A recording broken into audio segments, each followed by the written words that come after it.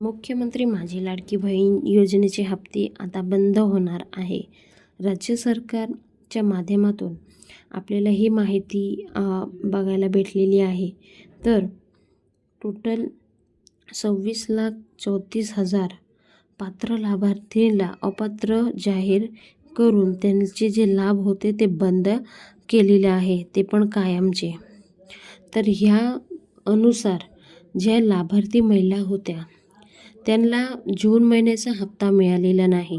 तर अशी संख्या समोर आलेली आहे. 26,34,000 एवढी संख्या समोर आलेली असून लाडकी बहीण योजना त्यांच्यासाठी आता बंद झालेली आहे.